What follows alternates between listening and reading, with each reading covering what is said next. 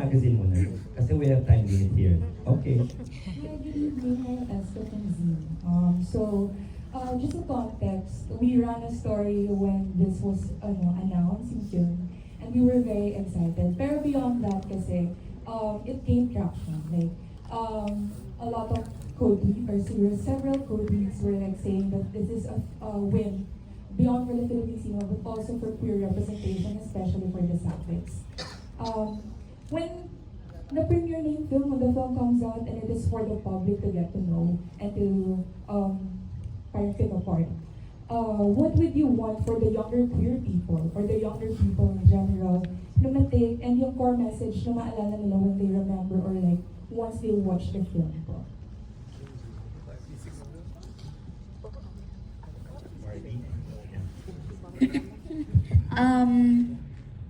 Siguro po, itataas ko po ang bandera ng aming mga kabataan, di po ba? Nakita nyo naman kung paano kagaling sumagot ng ating mga kabataan, si Bianca and si Angel. So feeling ko, dahil matatalino na po ang mga kabataan, I think this is the time to educate our parents to accept this kind of love. Kasi it starts there. Nakita nyo naman sa flashback, di ba? Na yung tatay talaga ang kontrabida. Charot. Hindi. Sinisi pa yung pagkamatay ng nanay. Uy! Bakit ako yan? Yung ganon. So I think as eloquent and as articulate our young generations are today, I think we should take a stand and take a step forward as to how we will educate our parents and yung mga matatandang generation na hindi naman siya masama. Love nga siya, powerful nga siya, beautiful nga siya. So, i-embrace natin, i-accept natin para walang hinanakit at para mas maging proud tayo sa mga anak natin. Yan po. Thank you. Yeah. Kasi dito pinakita natin iba't ibang layers ng love, no? Pero sa akin kasi, ang gusto kong ma-realize, hindi lang ng mga kabataan, kundi ang lahat, is to realize that life is a work in progress. Bata ka, handa ka, anong gender ka, it's really a work in progress, no? Kasi parang wala namang kasing katapusan ang pagkatuto natin sa buhay, no? Parang matapos man ang buhay ng isang tao, may ibang sisibo na ibang mga tao that will, they will learn from it. Like she learned from it, but that doesn't mean dahil natutunan niya yon, tapos na. That's just another chapter in her life. So, sana accept natin yun at tanggapin natin din yun na life is a work in progress. And now for our last question, coming from Mark Ching of TEP. So, congratulations sa movie nyo and I hope maraming manood next week. Ang tanong ko lang siguro sa cast is, bakit dapat panoorin? Siguro. Yeah. To Barbie, Miss Charo, and Miss Judas. Bakit dapat panoorin? Napanood niyo ko kasi napakatahimik ng pelikula pero it talks about a lot of things. It speaks volumes about a lot of things. Family, growth ng isang bata, iba't ibang klase ng pagmamahal, our society today, where it stands. So para sa akin, na-sum up niya lahat ng mga issues natin today. Pero in a quiet approach, kumbaga, at purong-puno ng pagmamahal at depth. And parang ngayon po kasi bilang avid moviegoer din ako, at marami na rin ho akong napapanood na pelikula. Parang lahat explosive lahat, di po ba? Maingay, o party-party, ganyan, or barilan, or di po ba, maingay, or chaotic masyado. Ito, the beautiful story was told quietly but full of heart. And I think it is something that must be seen in the cinema. Kasi, di ba, ang cinema, ang sinehan, it's a communal experience. And ang saya. Kasi kanina, di ba, na-experience natin lahat, parang hindi natin ma-express ng totoo yung emosyon natin. Parang punong-puno ng emosyon yung mga puso natin, pero hindi natin ma-express. Ang saya to get to share that with everyone tonight. Yun ang na-feel ko buong pelikula with everyone. So sana ganun din ang maramdaman ng audience natin once they watch the film. Yan pa. Bakit sana mapanood mo, panoorin sa cinema?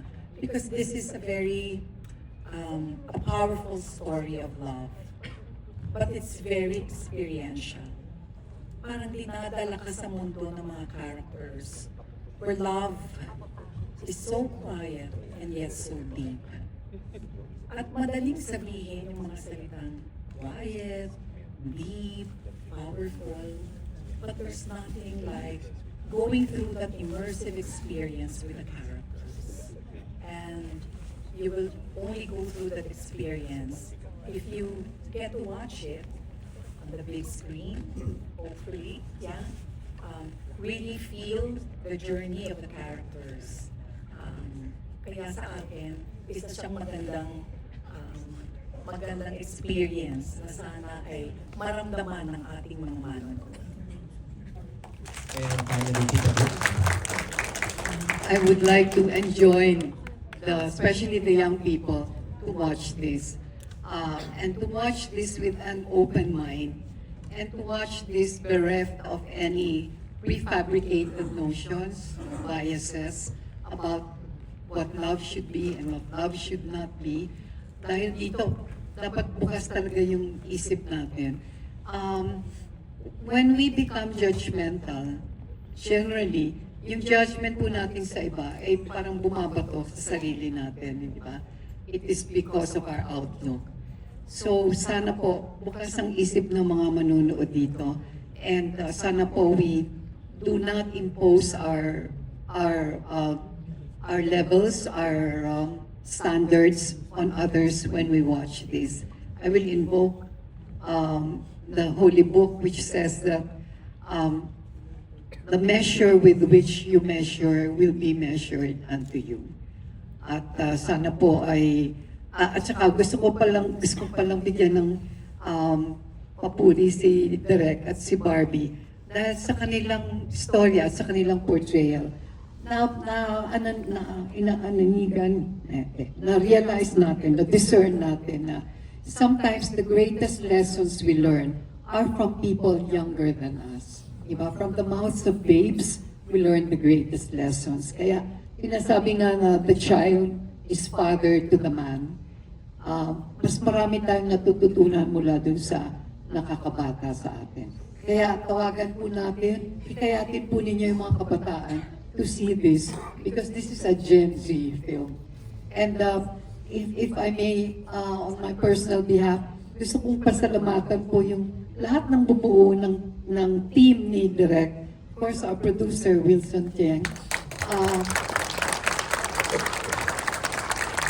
Ang creative team, the technical team, they really put in their very best. I would like to thank our friends from media, if I may indulge, no? From media, kasi all this time, sila po ang naging conduit natin sa public, hindi ba? And will be for the next few days. Salamat po sa sumuporta. Ito yung mga kaibigan natin. Ako yung mga kamag-anak ko. My daughter Chiki is here. My son-in-law, Congressman Puno, is here. My son Joey is here. My brother, Monching, and my sister-in-law, Susan. And dear friends are also here who took time to come. I'm sure all the members of the cast can say the same thing. So, yun lamang po. Maraming salamat po, Ma'am Boots. And before we do wrap up this evening, I have a very special announcement. So may I request your cameras on me? Because Until She Remembers will have an international premiere at the Cine Film Fest in Toronto, Canada. Serving as the festival opening night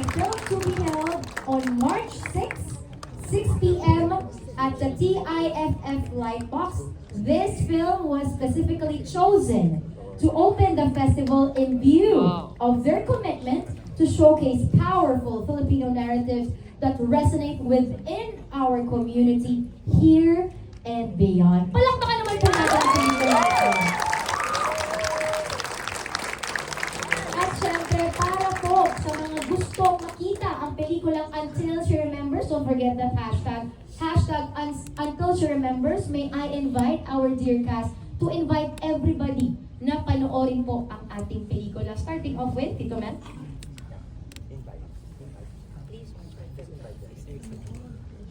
We are inviting you to watch Until She Remembers on February 25 onwards.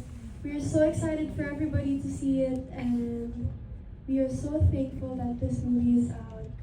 We are so grateful for the opportunity, and to be able to deliver this movie to you is such a wonderful feeling that you guys will be able to watch how love is vast. Love is strong. Love is something that will never be beaten, even through the test of time.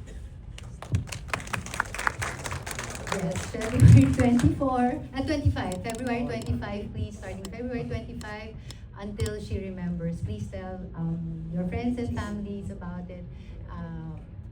Yes, so that we can all experience the movie. I'm inviting everyone to watch Until She Remembers. February 25 ng showing. Bring your friends, bring your family, kasi this movie is very relevant, not only sa mga youth, but also sa past. It's a commentary of society, and we can learn a lot of lessons from it. So please do come see it. Derek? Feb 25 po, panoorin natin ang pelikula. Salamat po. For Albert po? To everyone, don't forget to like, share, and comment. Thank you very much. And hashtag Until She Remembers. Okay, Barbie? Ayan. Again, nagpapasalamat po ako sa lahat na nagpunta ngayon. Sana po ay paingayan ho natin ang aming pelikulang Until She Remembers. At ang showing po ng aming pelikula ay mag-uumpisa ng February 25. Pero araw-arawin nyo po ang pagpanood. Isama nyo po ang buong pamilya nyo, ang lola nyo, ang jowa nyo, ang barkada nyo. Starting February 25. Thank you so much. Number? We are grateful. Magpa-plug din po ako. Commercial po ito. Yun po ang pamagat ng libro ko that we launched on my birthday. Thank you.